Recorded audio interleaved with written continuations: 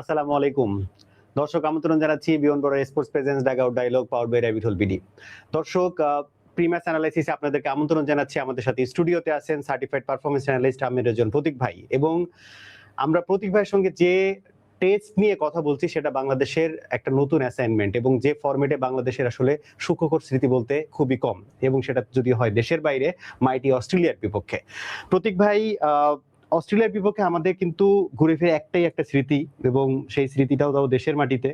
আমরা বাংলাদেশ মানে দল হিসেবে যদি বলি, রিসেন্ট টাইমে টেস্টে বাংলাদেশের খুব বেশি পারফরমেন্স নেই, পাকিস্তান বাদে যদি বলি। এই অস্ট্রেলিয়া যে সিরিজটা শুরু হতে যাচ্ছে, সেই সিরিজ নিয়ে আপনার অভিমত কি? আপনি কেমন এক্সপেক্ট করছেন? এক কথায় বলতে গেলে চ্যালেঞ্জিং। ভালো করার সম্ভাবনা অনেক কমই মনে হচ্ছে আমার কাছে।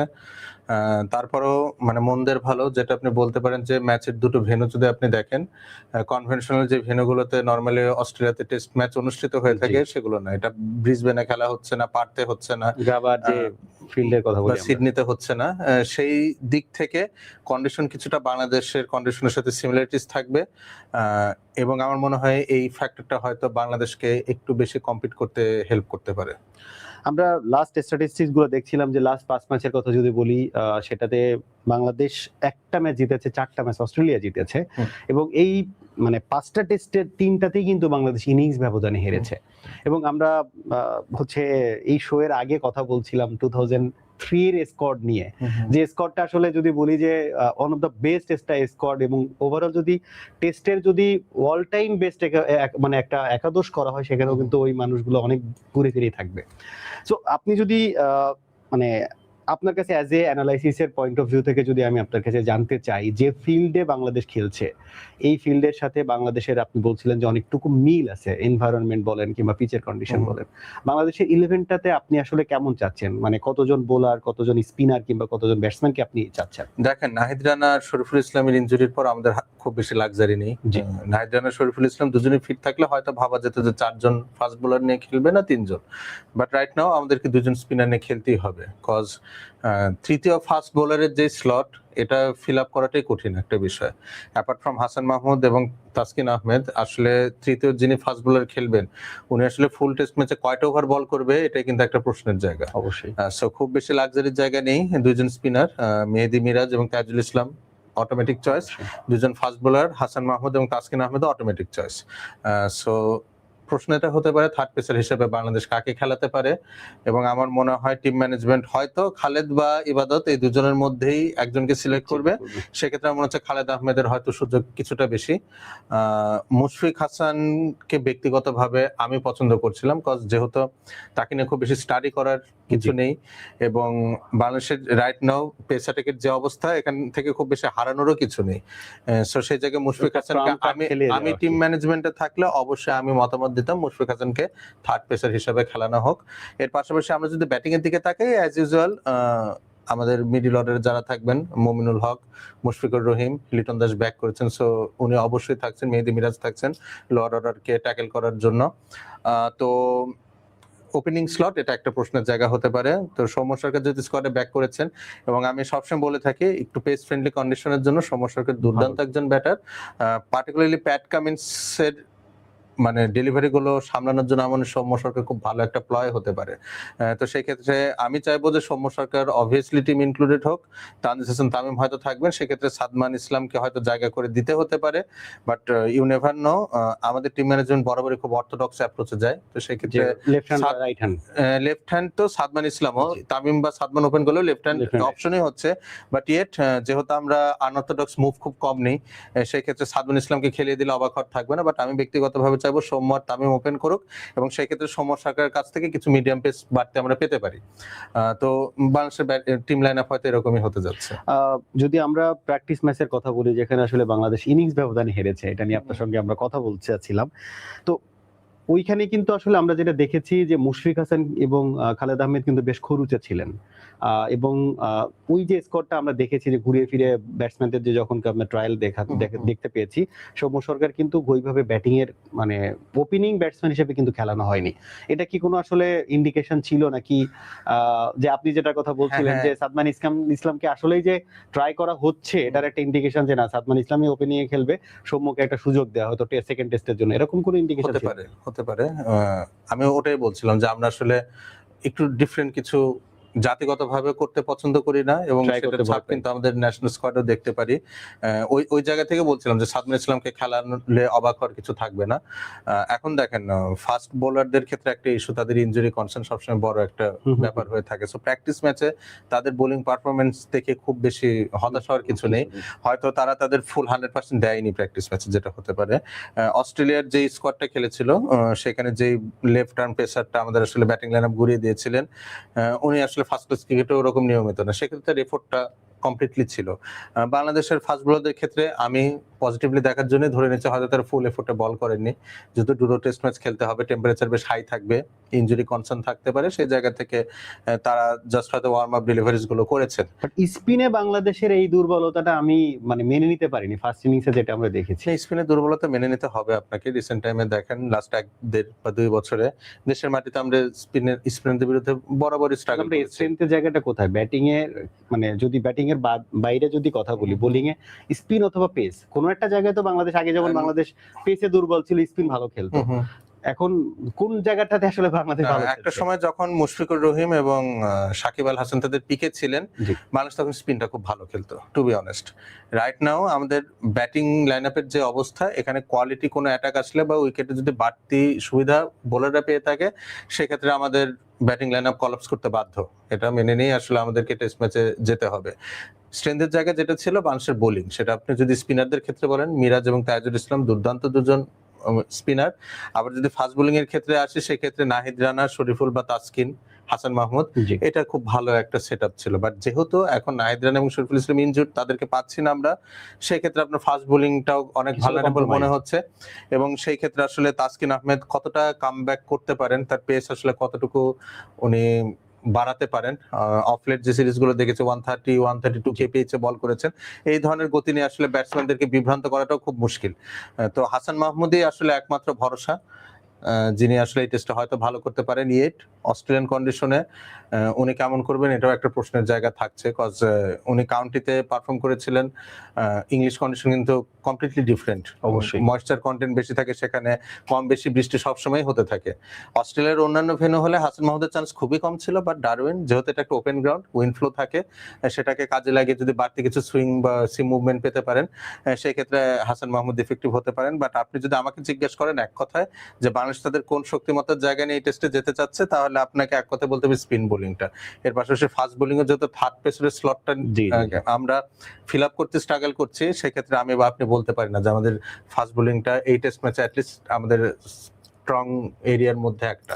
আমরা অলরেডি দেখেছি যে অস্ট্রেলিয়া তাদের 11 কিন্তু অ্যানাউন্স করেছে এবং মানে যদি বলি যে এক্সপেক্টেড একটা 11 আমরা কিন্তু পেয়েছি। এবং বোলিং লাইন আপের কথা যদি বলি, প্যাট কামিন্সের সাথে হ্যাজেলউড আছেন, স্ট্যাক আছেন, নাথান লায়ন আছেন। এবং সবচেয়ে মজার জিনিস, আমি এখনকার বাংলাদেশ এবং অস্ট্রেলিয়ার যতগুলো ম্যাচ খেলেছে, এখানে টপ ব্যাটিং এভারেজ এবং টপ রান স্কোরার এবং টপ বল মানে উইকেট টেকারের আমি লিস্টটা দেখছিলাম, সেখানে মিরাজ এবং লায়ন কিন্তু এখনো পর্যন্ত টপ 5-6 এর মধ্যেই আছেন।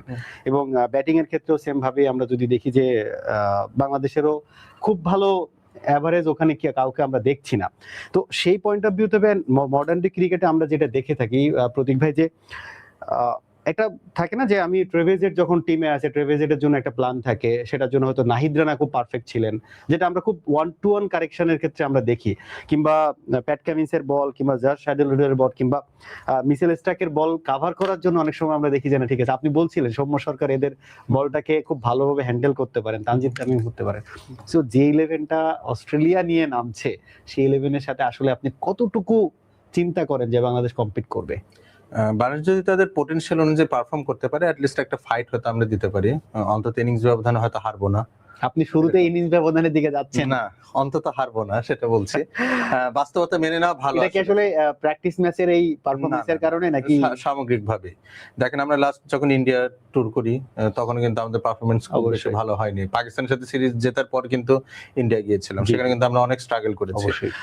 সো সেই জায়গা থেকে দেখতে গেলে Mominul Haque quality pace bowling এর এগেইনস্টে খুব ভালনারেবল। সো টেস্ট ক্রিকেটে যদি মমিনুল হকের কাছ থেকে স্কোর না পাই, আপনি দেখেন যে আমাদের স্কোর মিডল অর্ডার রান তো আসলে মুশফিক এবং মমিনুলের উপরে ডিপেন্ড। হ্যাঁ, মুশফিকুর রহিম কিন্তু একদমই টাচে নেই।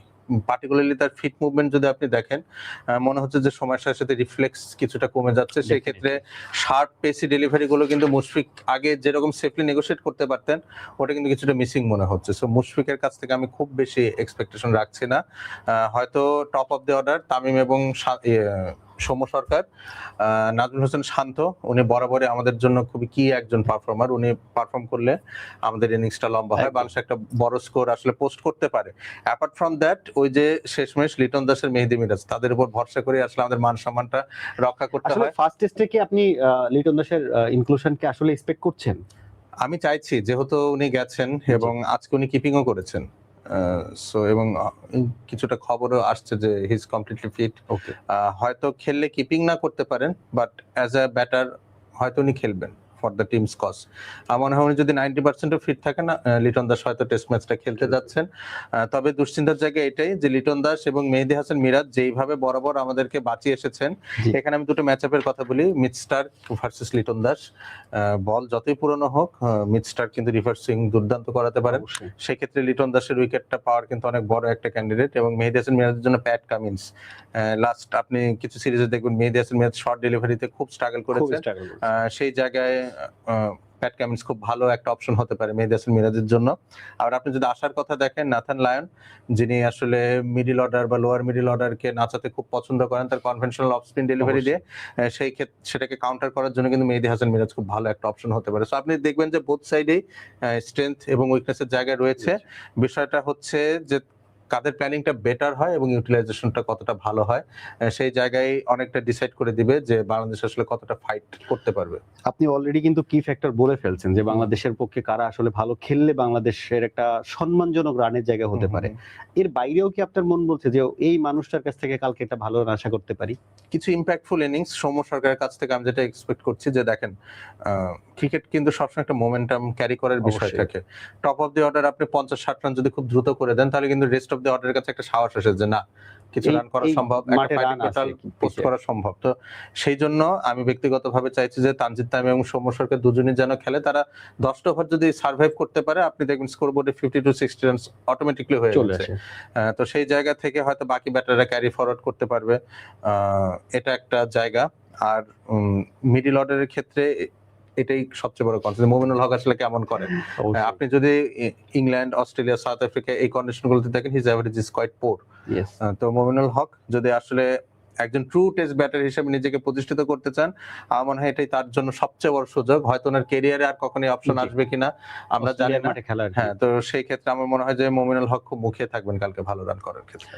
আমরা একবারে শেষ পর্যায়ে আপনার কাছে জানতে চাই, ডারউইনের এই মাঠে টসে জিতে বল অথবা ব্যাট কোনটা আপনি প্রেফার করছেন? বাংলাদেশ চাইবে না যে তারা হিউমিলিয়েটেড হোক এই টেস্ট ম্যাচে, আমরাও চাই না। তো সেই ক্ষেত্রে আমার মনে হয় টস জিতে হয়তো বোলিংটাই সিলেক্ট করবে Bangladesh. At least they will get a look যে উইকেটটা কেমন বিহেভ করছে। আপনি টস জিতে আগে ব্যাটিং নিলেন, উইকেট বুঝতে বুঝতে আপনার 5-6 উইকেট পড়ে গেল, তাহলে টেস্ট ম্যাচটা অলমোস্ট ওভার ওখানে। তো আমার মনে হয় যে বাংলাদেশ হয়তো আগে বোলিং নিবে, কিন্তু সেই ক্ষেত্রে অস্ট্রেলিয়ার যে ব্যাটিং লাইন আপ, পার্টিকুলারলি দেখবেন যে ওয়েবস্টার উনি নাম্বার 8-এ ব্যাট করছেন। আমি আসলে স্কট বোলানকে এক্সপেক্ট করছিলাম নাম্বার 8-এ বোলিং অপশন হিসেবে, বাট অস্ট্রেলিয়া আসলে একটু সেফার অপশনে গিয়েছে। তারা কিন্তু খুব ডিপ ব্যাটিং করছে। আপনাদের প্যাট কামিন্স, হ্যাজেলউড, স্টার্ক সবাই ব্যাটিং করতে পারে, মানে ম্যাচ হারার সম্ভাবনা কোনো মতেই রাখতে চাইছে না তারা। আবার ক্যামেরুন গ্রিন এবং ওয়েবস্টার বল হাতেও খুব ভালো। 5 জন কোয়ালিটি ফাস্ট বোলার রয়েছে বা মিডিয়াম পেসার রয়েছে, অ্যালং উইথ ন্যাথান লিওন। উইকেটে যদি বাড়তি অ্যাসিস্ট্যান্স আসে, লাবুশেন এবং ট্রেভিস হেডও হাত ঘোরাতে পারে। সো এই স্কোয়াডটা খুবই অলরাউন্ডেড, এবং পার্টিকুলারলি জ্যাক ওয়েদারহেল্ড, উনি নতুন আসলে ইনক্লুডেড হয়েছেন বাংলাদেশ টিম ম্যানেজমেন্ট। যদি ট্রাভিস হেড বা স্টিভ স্মিথ, লাবুশেন তাদের দিকে বেশি কনসেন্ট্রেট করেন, দেখবেন যে জ্যাক ওয়েদারহেল্ড আসলে হয়তো রান স্কোর করে বেরিয়ে গিয়েছে। এবং উনি কিন্তু ফুলার লেন্থের ডেলিভারিতে জ্যাক ওয়েদারহেল্ড দুর্দান্ত খেলেন। আপনি যদি কাভার ড্রাইভের কথা বলে থাকেন, ফ্লিক শটের কথা বলে থাকেন, হাসান মাহমুদ এই কাজটা হয়তো করার চেষ্টা করবেন, বলটা একটু উপরে পিচ করে মুভ করানোর, সেটা নেগোশিয়েট করার জন্য কিন্তু ওয়েদারহেল্ড খুব ভালো একজন ব্যাটার। সো তার জন্য একটু শর্ট অফ লেন্থ বা গুড লেন্থ ডেলিভারি আমার মনে হয় ভালো প্রায় হতে পারে। ট্রাভিস হেডের ক্ষেত্রেও তাই, তাকে আসলে ক্র্যাম্প ফর স্পেস করতে হবে, কারণ উনি টেস্ট ম্যাচটা অনেকটা ওডিআই মেজাজেই খেলেন। তাকে তার মানে রেঞ্জে বল দেওয়া যাবে না বা আর্মস গুলো ফ্রি করতে দেওয়া করে যাবে দেওয়া না, যাবে না। যতটুকু সম্ভব আটকে রাখা। সেক্ষেত্রে তাসকিন আহমেদ খুব ভালো একজন অপশন হতে পারেন ভার্সেস ট্রাভিস হেড। মেহেদী হাসান মিরাজ যদি উইকেটে কিছুটা অ্যাসিস্ট্যান্স থাকে, ওয়েদারেলকে হয়তো শুরুতেই উনি তুলে নিতে আটকাতে পারেন। 5টা বা 6টা ওভার হওয়ার পর যদি মেহেদী হাসান মিরাজকে দ্রুত ক্রিজে নিয়ে আসা যায়, খুব ভালো অপশন হতে পারেন। স্টিভ স্মিথের জন্য তাইজুল ইসলাম খুব আবার ভালো ম্যাচ আপ হতে পারে। সো চান্সেস রয়েছে, কিন্তু আমি এটাই বলতে প্ল্যানিংটা হ্যাঁ আমাদেরকে ইউটিলাইজ করতে আমাদেরকে পারবে। খুব বিচক্ষণ ক্রিকেট খেলতে হবে, খুব ক্যালকুলেটিভ, একদম ম্যাথমেটিক্স এর মতো কিভাবে কি করা যায়, কার কাইন্ড অফ বিরুদ্ধে কাকে সিলভারউডের নেওয়া যায়। মতো।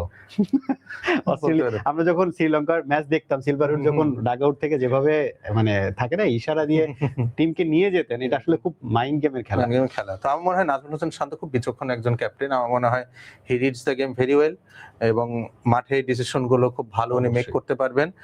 So bowling point of view থেকে চিন্তার কোনো কারণ নেই, কিন্তু আসলে যখন বাংলাদেশ ব্যাটিং করবে মাঠে মাত্র 2 জন থাকবে, অস্ট্রেলিয়ার 11 জন। Definitely। সেই ক্ষেত্রে অ্যাপ্লাই করা নিজেকে এটা অনেক বড় চ্যালেঞ্জের বিষয় হবে। কালকে ফার্স্ট আমরা যদি বলি যে টেস্ট শুরু হচ্ছে এবং টেস্টের দিন শেষে আপনি কি এক্সপেক্ট করছেন? বাংলাদেশ ব্যাটিং এ যদি শুরু করে সেটা দিন শেষে কেমন স্কোর আপনি আশা করছেন?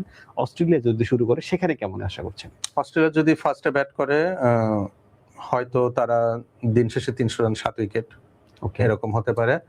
আমরা আগে ব্যাটিং করলে হয়তো 200 to 20 all out, Australia 70 for 1 এরকম কোন স্কোর নিয়ে হয়তো দিন শেষ হতে পারে। আমরা চাই প্রতীক ভাইয়ের এই এক্সপেকটেশন কিংবা যে প্রিডিকশন এটা যাতে ঠিকঠাক না হয়, এবং আমরা চাই বাংলাদেশ দিন শেষে বাংলাদেশ যদি কালকে টসে জিতে ব্যাটিং করার সুযোগ পায়, সেক্ষেত্রে বাংলাদেশ যেন একটা ভালো স্কোর নিয়ে দিন শেষ করতে পারে, সেই আশাবাদ ব্যক্ত করে প্রতীক ভাইকে ধন্যবাদ জানিয়ে শেষ করছি প্রিমাস অ্যানালাইসিস। ভালো থাকবেন, সুস্থ থাকবেন, আসসালামু আলাইকুম।